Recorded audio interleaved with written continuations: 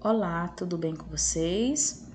Eu sou a professora Denise e nossa aula hoje será de História do quinto ano do livro Aprender Juntos. Daremos continuidade à explicação da aula passada, que é referente aos povos indígenas da América. Eu quero que vocês peguem o livro na página 60 e observem a explicação, que será da 60 a 63, tá bom? Os povos indígenas da América é a continuação e os indígenas da Bolívia. As terras da atual Bolívia fazem parte do Império Inca. Atualmente nesse país, mais da metade da população é indígena, como a gente viu lá no mapa da página 57. A diversidade desses povos é muito grande. Além dos grupos que falam Quechua, que somam cerca de 1,84 milhões de pessoas, existem os Aimará, os Chiquitano, os Guarani, os Guaraiô, entre outros. E cada um desses povos, nós sabemos que tem o quê? Tem as suas especificidades da língua, cada um tem suas crenças, tem seu tipo de costume, de vestimento, né? Mas em comum, todos esses povos, o que eles mais querem é preservar aquela cultura dos seus antepassados. Os Chiquitano, por exemplo, que são povos bem numerosos da Bolívia, e sua língua é a quarta mais falada no país. Eles são conhecidos pelo rico artesanato, como redes. Todos nós aqui usamos redes, né? Então, essas redes vêm lá do uso dos nossos antepassados, dos indígenas, né? E cada um dos seus povos. Potes de cerâmica e recipientes de madeira. Uma das festas tradicionais desse povo é o Carnavalito, ou Curucê. Nesse evento, eles tocam tambores e flautas e fazem um desfile com bandeiras coloridas. Os povos que falam Quechua são o maior grupo indígena na Bolívia. Observem bem aí a foto para vocês verem.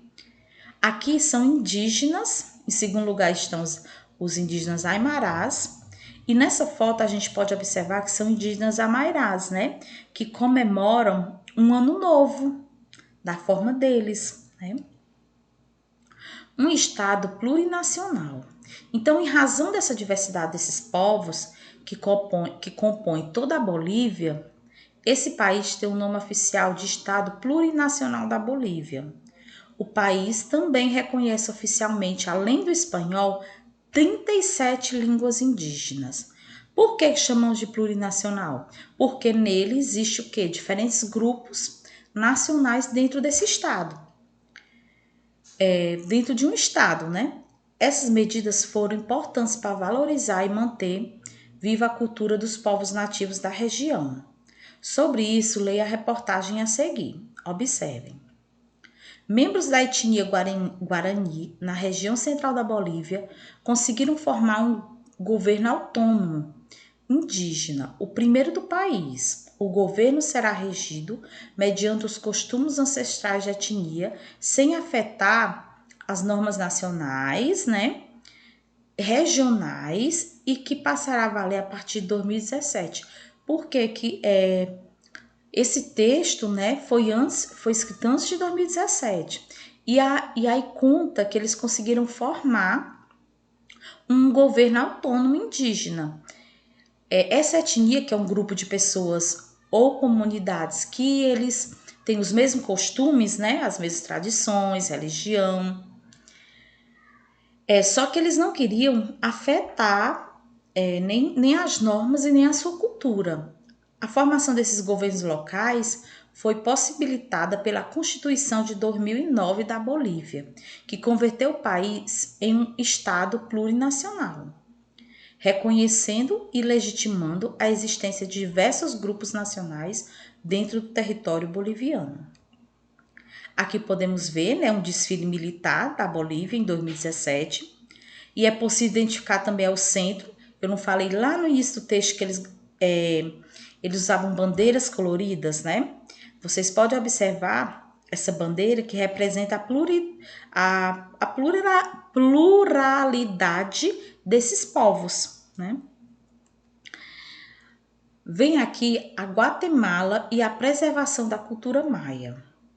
Na Guatemala, que é outro país da América Latina, 41% da população é indígena, descendente dos antigos maias que viveram naquela região. Ainda hoje, os guatemaltecos preservam diversos aspectos culturais de seus antepassados, como as línguas e os hábitos alimentares. O milho, por exemplo, que a gente gosta bastante, né? Ele continua sendo o principal alimento consumido dessa população. A antiga técnica de produção de tecidos artesanais, com o uso de tintas naturais, também foi preservado, principalmente por mulheres do povo Tesutugil. Eles vivem na cidade de San Juan de Laguna, onde mantém desde 1993 a Associação ISOC, Askin, que significa mulher tecelã. Nas línguas maias, significa, no caso, mulher tecelã nas línguas maias, né? Essas mulheres utilizam as técnicas de tecelagem dos maias antigos para prover o sustento de suas famílias. Seus tecidos são muito valorizados, tanto pelo povo da Guatemala quanto pelos turistas que visitam o país. Aqui nós podemos ver a artesã confeccionando tecido tradicional, né? Em um povoado próximo, na Guatemala. E veremos aqui os indígenas da América do Norte. Na América do Norte, como vocês podem observar até no mapa também, existem populações indígenas. Nos Estados Unidos, por exemplo, ela está estimada em cerca de 2,9 milhões de pessoas, o que representa quase 1% da população do país. Os indígenas integram diferentes povos como Navarro, Cherokee, Choctaw, Sioux, Chippewa, Apache, Blackfeet, Iroquês, Pueblo, entre outros. O mapa ao lado representa onde os povos, se vocês observar, está até destacado, né? Entre os povos Sioux, que tem se destacado, esse povo ele tem se destacado na luta, na preservação do meio ambiente, contra as empresas e pessoas que querem o quê? Explorar todos esses recursos onde eles vivem. Então, para eles é uma forma também de preservar a sua cultura, as suas crenças, certo? Aqui nessa foto, nativos protestam em apoio aos indígenas Sioux, que lutam contra a construção de um oleoduto que vai invadir suas terras, poluindo um rio e destruindo locais sagrados. Então, eles entraram em protestos, né? E estão apoiando esses indígenas que estão querendo defender as suas terras. Na década de 1960, os povos indígenas do país conquistou o reconhecimento de sua soberania. Em 2016, havia mais de 560 governos indígenas reconhecidos oficialmente. Então, vocês observem que a gente falou sobre os indígenas na América e que mesmo com toda essa e acabando, né, essa destruição, mas ainda existem indígenas e eles ainda lutam, né, por as suas terras, para preservar a sua cultura dos seus antepassados, tá bom?